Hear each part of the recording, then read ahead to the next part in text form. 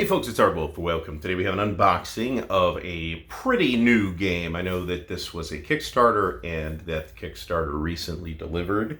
And due to a series of mishaps, which I will take the responsibility for, this did not get to me until now.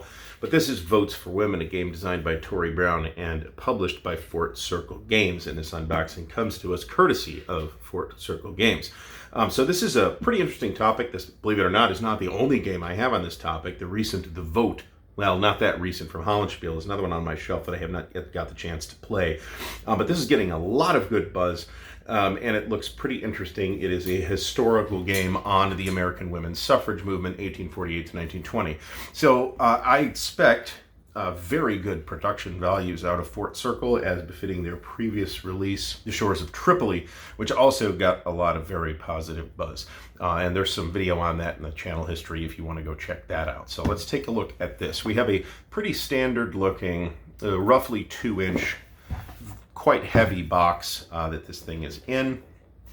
On the back we've got 1 to 4 players, time 60 to 75. I presume that to be minutes, and ages 14 plus. And it looks like it is printed in China, which is, of course, not particularly surprising, as virtually everything in our space is now printed in China, if even it's published over here. Now, there are some exceptions to that, but this is not one of them. All right, so the cover has kind of a very light linen finish to it, which I rather like, and it is real thick. So let's set, oh boy, there's a lot of stuff in here. Okay, so we've got three fat decks of cards at that. Not sure what it said on the back of the box is the contents, but I would estimate this to be roughly 150 to 175 cards, and we'll take a look at those in a moment. We also have a giant bag of dice, unusually for a board game, a historical board game. This has more than one kind of dice. I see D6, D12, and D8s in here. So that in itself is potentially interesting. And they are different colors, but I'm not sure if that means anything or not. So I'll set those aside for a moment. We have a big bag of wooden, all kinds of different wooden pieces. We'll take a look at the wooden pieces in a minute as well. Let's get the basics of the thing laid out. We do have a counter sheet as well. So we'll take a look at that first. This is on, so I would call this a token sheet, and this is on an incredibly thick brown core stock. Big time thick on this, and presumably these denote various statuses that occur in the game. Let's take a look next at the board, which is a mounted board, which is, you know, what I expected based on the weight of the box. So we have here an 8-panel board with, you know, I think a thematically period-appropriate map, so it looks pretty good, and I'm pleased to note that it's laying dead flat. Okay, so with that as our backdrop, let's take a look at the rules of the game. This feels quite slender, maybe 12 pages.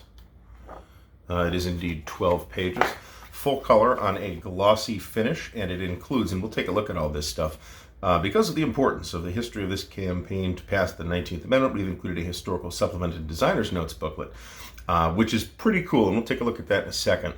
Full color, well illustrated, large print. Expect relatively simple gameplay. It looks like there is a way to play this in competitive mode and in solitaire mode and in opposed mode, so that's very versatile. And there's instructional videos on how to play at www.votesforwomengame.com, which is pretty cool. And I'm not sure if the rules are available online. That's something to check into.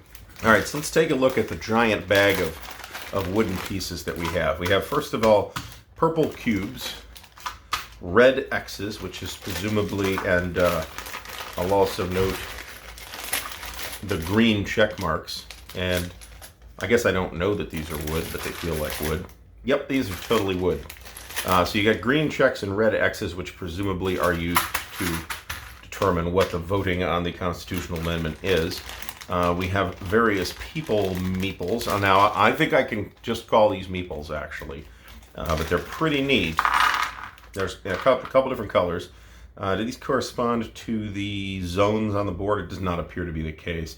So you've got purple ones, tan ones, sort of burnt umber ones, with angry men shaking fist. That is surely something in the that we in the wargaming hobby can sympathize with. Angry man shakes fist at cloud.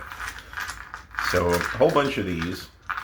Now I have not had the time to really look at how this plays, but there is a considerable amount of video on YouTube on it already. We've got these looks like white wooden towers and black wooden discs. We also have yellow cubes and orange cubes.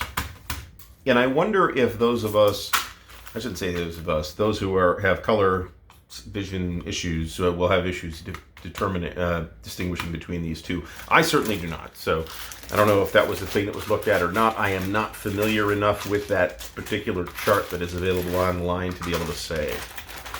So pretty interesting so far. So let's take a look. We've already taken a look at the monstrously thick counter card, or token card, I guess we'll call it. So let's take a look at the historical supplement. So the historical supplement and designer's notes booklet feels like 8 pages. Am I right? It is 8 pages. Pretty good at this. Designer letter. Okay, from the designer. A few notes about language. The patriarchy and the declaration of sentiments. Historical documents timeline. Now, wait till you see this, because it's pretty cool. Game design credits and play testers, designed by Tori Brown, game development by Kevin Bertram, graphic design by Bridget Indelicato and Mark Rodrigue. Mark, either of you, I apologize if I am pronouncing your names wrong.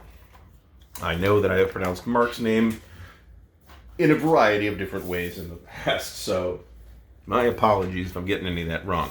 So there's this like guide to historical documents in here, right?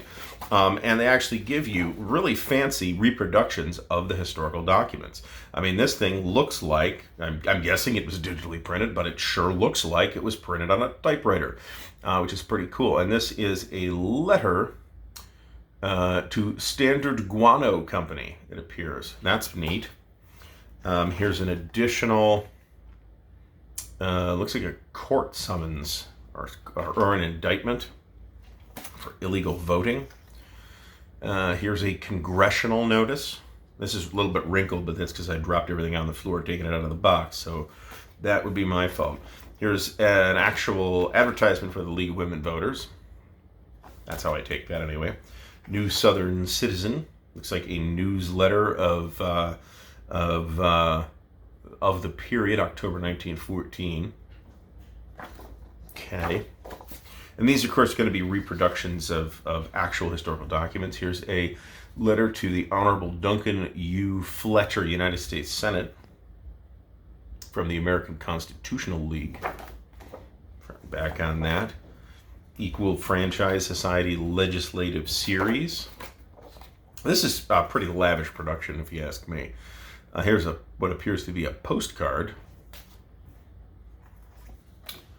And here's a replica of the New York Times from August 1920. The front page looks like. And some stuff on the back as well. It's the Anti-Slavery Bugle.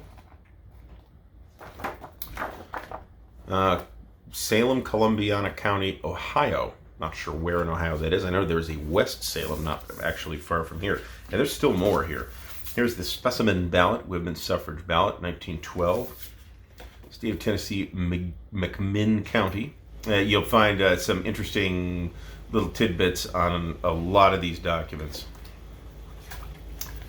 Is a telegram. Wow, okay. Alice Paul, who you may recall from that, there's been a couple of movies about, at least one movie about her anyway. Okay, here's another postcard to somebody in government. And here is an incredibly well produced. So you'll notice that it looks like that you could see the other side through the card, but the card's quite thick. It's So that's not actually the case. This is actually printed in that level of quality that they printed the hazy outline of the other side on each side. That's pretty cool.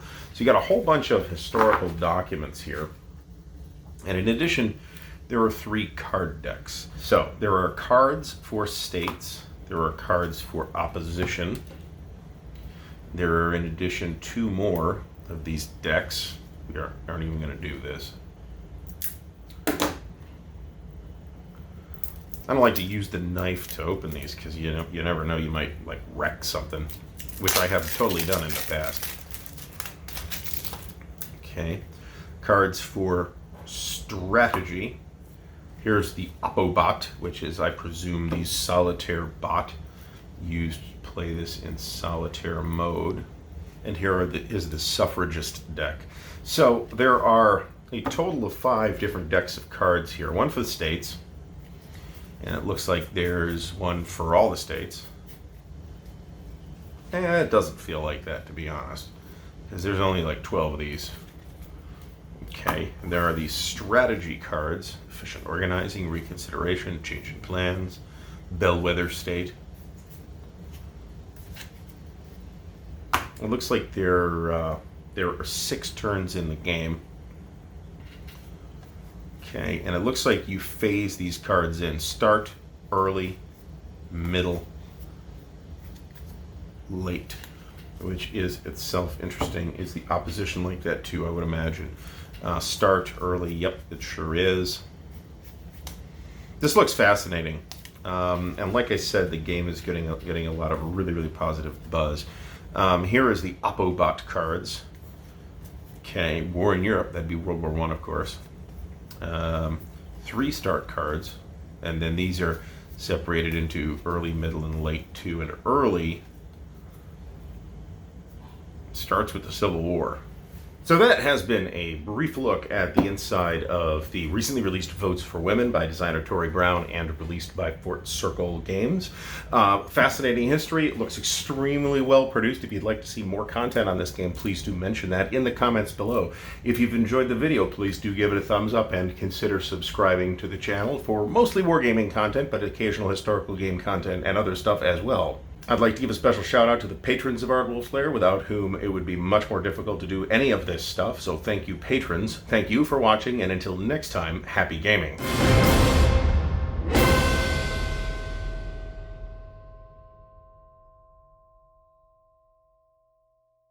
Now, we're going to take a look at these, and traditionally, as usual, I will struggle to open the card decks while I'm on camera, and may have to fix this in post. There's like a thing to like grab, but I can't grab the thing. There we go. We've succeeded. We're going to save ourselves the embarrassment and remove all this fumbling about in the editing stage. All right.